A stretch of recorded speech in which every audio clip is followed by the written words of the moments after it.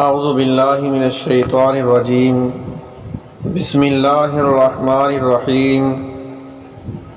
شروع اللہ کے نام سے جو بڑا مہربان نہایت رحم کرنے والا ہے اور بہت ہی بڑا غفور الرحیم ہے۔ ہر تکلیف سے محفوظ رہنے کے لیے ایک چھوٹی سی دعا ہے جو آپ نے شام کو 3 مرتبہ پڑھنی ہے۔ بسم اللہ الذی لا یضر مع اسمہ شیء فی الارض ولا فی السماء وہو السمیع العلیم۔ اس اللہ کے نام کے ساتھ جس کے نام کی برکت سے کوئی چیز نقصان نہیں پہنچا سکتی، زمین کی ہو یا آسمانوں کی، اور وہ خوب سننے والا اور خوب جاننے والا ہے۔